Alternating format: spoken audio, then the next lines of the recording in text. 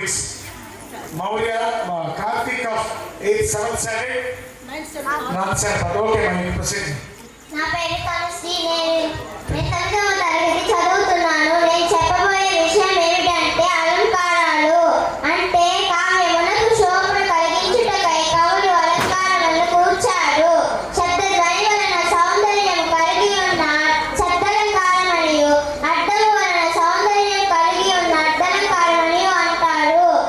శబ్దాలంకారములు వృత్యానుప్రాసాలంకారం, అంత్యానుప్రాసాలంకారం, చేకానుప్రాసాలంకారం. వృత్యానుప్రాసాలంకారం ఒకే హల్లు పరమాణులు ఆవృతము చెందిన మరల వచ్చిన వృత్యానుప్రాసాలంకారం అంటారు. ఉదాహరణ: అక్షర జ్ఞానం లేని నిరక్షర కుక్షి ఈక్షితిలో ప్రత్యక్షముగా కష్టములు పాల్గొను. లక్ష్య భక్ష్యములు భక్షించే లక్ష్మయ్యకు ఒక లక్ష్యమా దీనిలో చాలా అక్షరం పరమాణు వచ్చినది. అంత్యానుప్రాసాలంకారం వాక్యాంతం గాని పాదాంతం గాని ఆవృతము చెందిన అంత్యానుప్రాసాలంకారం అంటారు. ఉదాహరణ: నాది నాది నాది దేవదత్తుండు, నాది కాదు అని ఏ గౌతముండు.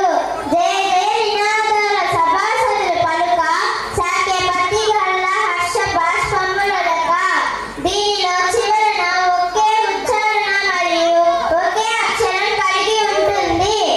చేకానుప్రాసాలంకారం హల్లుల జంట అర్థభేదంతో వెంటనే వస్తే దానిని చేకానుప్రాసాలంకారం అంటారు.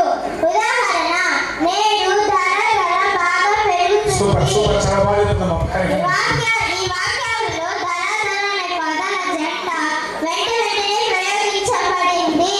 మొదటి ధరకి భూమి అనే అర్థం, రెండవ ధర అనే పదం ఖరీదు. అర్థభేదంతో కలిగిన ధర అనే పదాల జంట వెంటనే ప్రయోగించారు.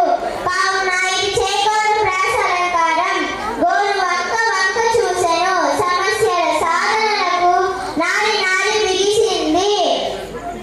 సుందర దరహాస రుచులు రాజానిది శుభకరకరం. ధన్యవాదాలు. Very good. నెక్స్ట్ అలంకారాలు చెప్పింది చాలా చక్కగా చెప్పింది.